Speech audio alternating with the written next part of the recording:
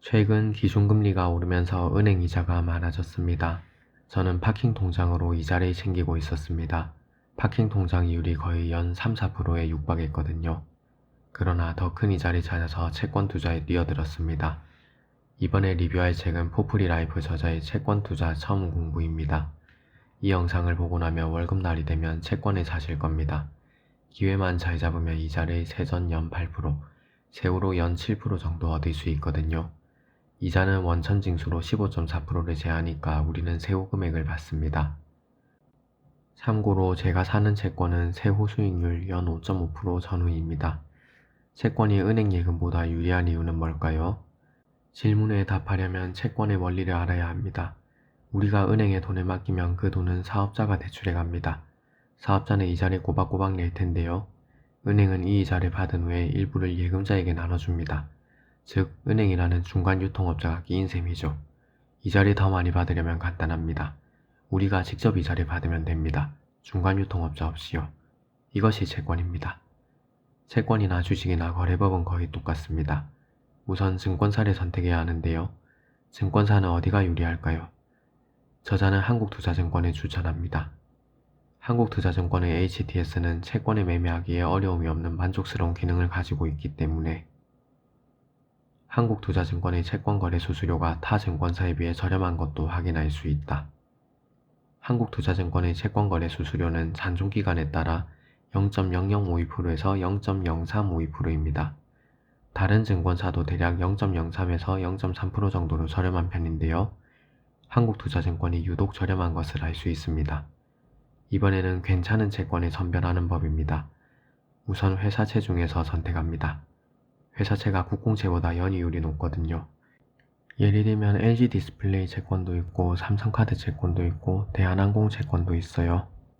각 회사에서 돈을 빌리려는 목적으로 채권을 발행한 것이죠.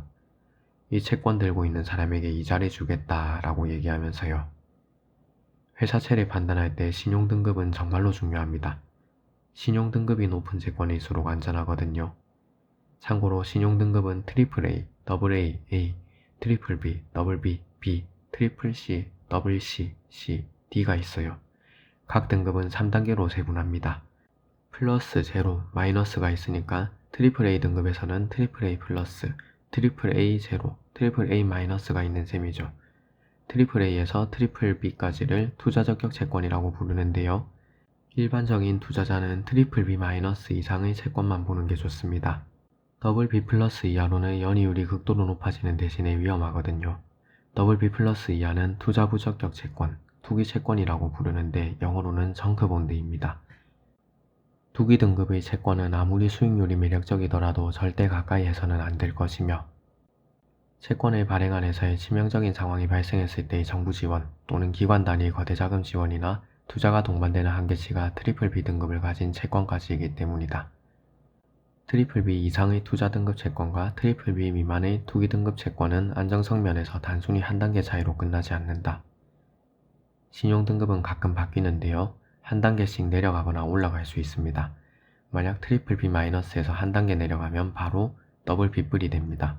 개인적으로 저는 BBB 제로 이상의 채권만 사는 편입니다.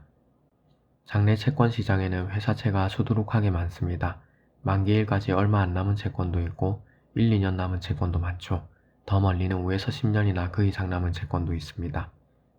평범한 개인 투자자라면 상환일이 3년 이하로 남은 채권 위주로 투자하는 것이 조금 더 효율적이다. 삼성전자, SK하이닉스, 포스코가 아무리 튼튼해 보여도 미래는 알 수 없습니다. 회사가 쓰러질 수도 있는 것이죠. 그래서 저는 만기까지 2년 이하의 채권만 투자합니다. 이번에는 장내 채권과 장외 채권에 관한 내용입니다. 요즘 증권사에 채권 광고가 많은데요. 연이율 5%인 채권을 판매한다는 팝업 메시지가 뜨곤 하죠. 이런 광고는 10중 8구 장외 채권입니다. 장외 채권은 간단하게 말하면 일단 증권사가 채권을 삽니다. 그 후에 우리에게 더 비싸게 파는 것이죠. 증권사도 이익을 남겨야 하는 입장이니까요. 장내 채권은 우리가 원하는 가격에 직접 채권을 사는 것인데요. 주식을 사는 것과 똑같습니다. 가급적 장내 채권에 눈독을 들이는 게 유리합니다.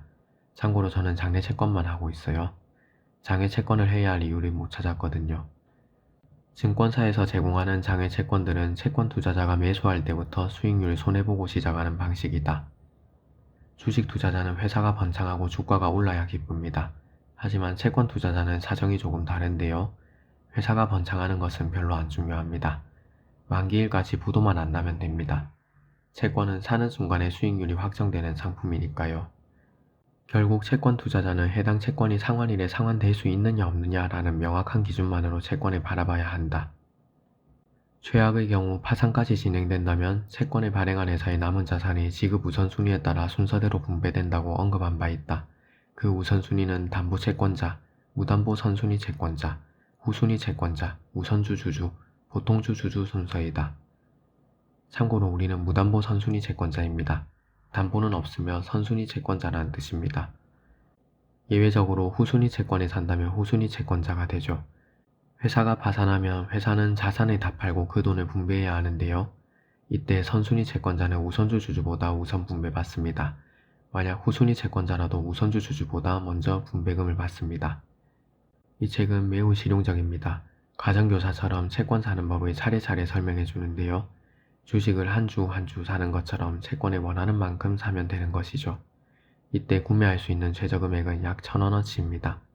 채권을 샀다면 정해진 날에 이자가 입금됩니다. 참고로 채권은 대부분 3개월마다 이자를 나눠줍니다. 개인 투자자 입장에서 채권 매수법을 다룬 책은 정말로 드문데요. 대부분의 채권책은 경제의 거시적인 흐름을 다루기 때문입니다. 채권은 안전하면서도 수익까지 높습니다. 이 책으로 연이율 6%로 이자를 받아보세요. 제 영상에서는 아쉽게도 채권 거래 화면을 보여주진 못했습니다. 대신 영상 설명란을 참고해주세요. 유용한 영상들의 링크를 적어놨습니다.